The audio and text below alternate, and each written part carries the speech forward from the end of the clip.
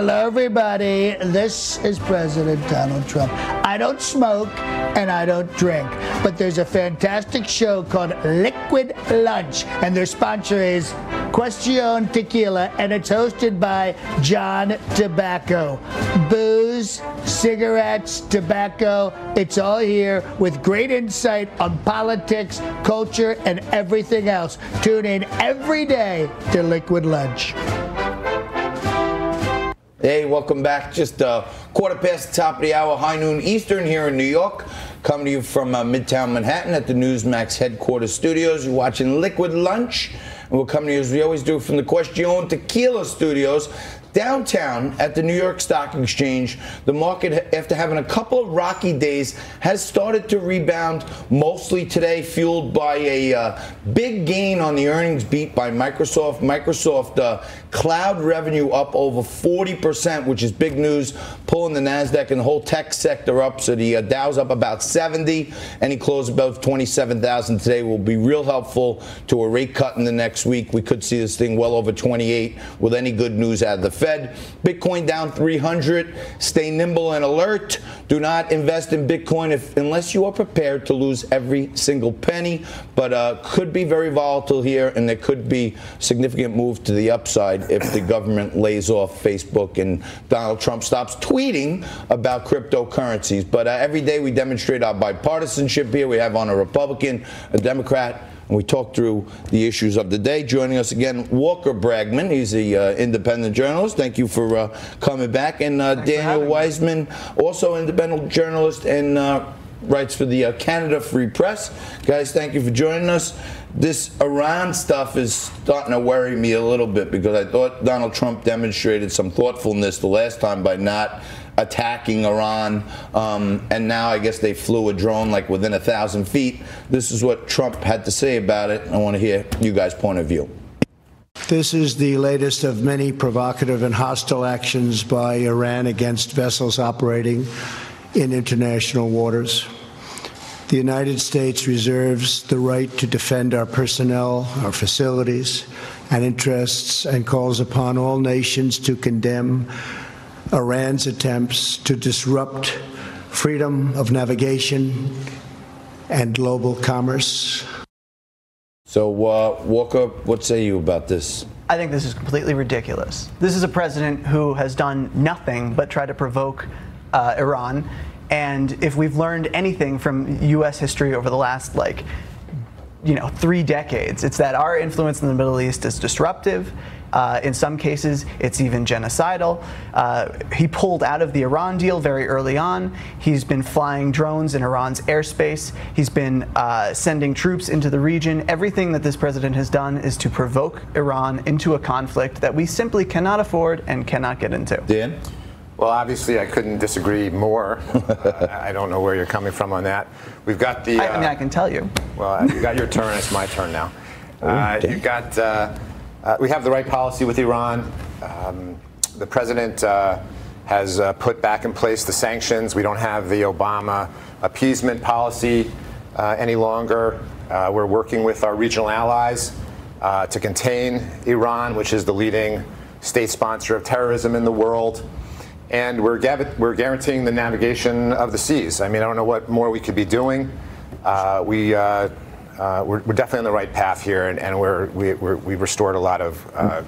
Walker, you were making the point that you think the government, that Trump administration has been provocative. Iran shot down a drone. Well, let's start with the fact that our drone is flying in Iran's airspace, and let's start with the fact that we pulled out of the Iran deal, reimposed sanctions on Iran, and we are already fighting we're bombing in 7 different countries. So you don't believe that this Iranian drone approached one of our ships? I don't particularly care that it approached so if it flies one of our to ships. I think that an unmanned armed aircraft is within 1,000 feet of a U.S. ship. And we shouldn't do anything about it. We have drones flying in Iran's airspace. And that is a sovereign nation, and we should shoot them down. And It's a sovereign nation. What if Iran were flying drones in our airspace? I mean, what would shoot them down? We'd probably shoot them down. Right. So here's the thing, though. We're already in a conflict, proxy conflict with Iran, and overstating Iran's influence in that conflict in Yemen.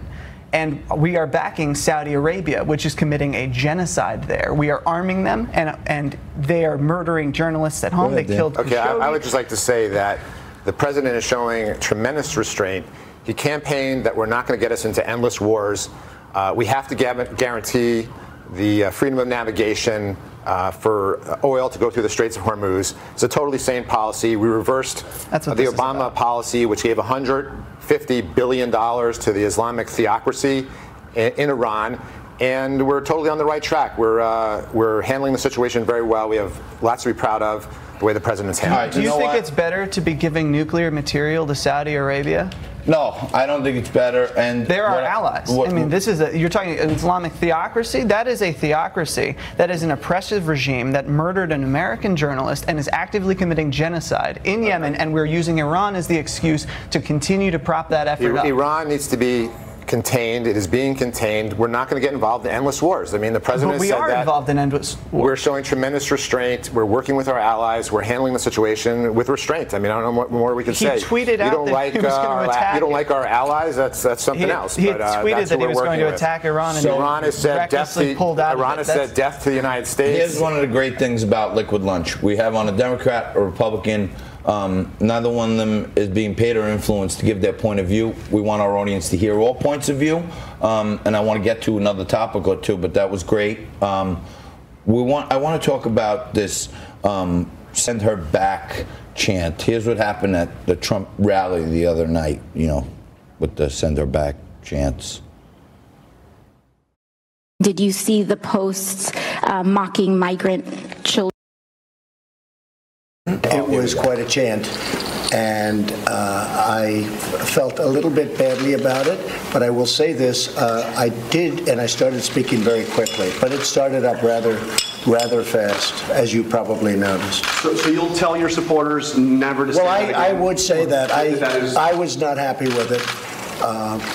I disagree with it, but again, I didn't say that. They did, but I disagree with it. But they were getting better at this because he said I disagreed with it. Yeah, if I could go first on this this time.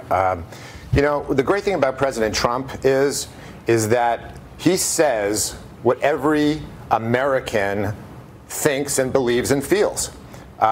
He is speaking out about Omar.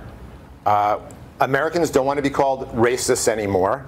This is a political attack word, and she is an imported Jew-hating bigot. I don't know. Whoa, I don't know if every American. I don't know because I don't think Walker. Speaking as an American and as a Jew, that is ridiculous. And you don't think she said anti-Semitic things? No, I have no problem with what Ilhan Omar but that said. wasn't my question. My question was, do you think she's said anti-Semitic things? No.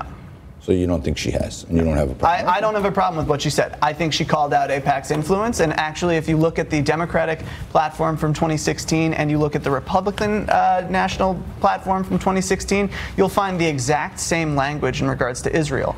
Qualitative military edge. That the United States, that we will commit to preserving Israel's qualitative military edge. Okay, so and the president is calling out. You got your turn. Okay. Let me just respond to your. Yeah, thank you. It's ridiculous that the president is now saying, well, I don't approve of it. This is a president who revels in this kind of hatred. And well, I was watching it, Walker, and he stepped back. He wasn't laughing or smiling. He wasn't egging it on. But this is the kind of hatred that and white supremacy that this president needs to sell the most aggressively anti-worker agenda this country has seen. Final thought, 30 seconds. Okay, so the president knows that most Americans, let's say more than 60%, are tired of the radical left agenda, and he's calling her. I'm the last letter. He's calling out the radical left agenda, and people agree with that, and that's why he's going to win re-election. Okay, well, I guess these guys don't agree like sometimes we do, but very thoughtful, insightful stuff. And I think Trump is tagging those people as the whole left, which they're not. But I want to thank Walter Bragman and Dan Wiseman for being here with us today to mix it up on a Friday. We'll be back right after this.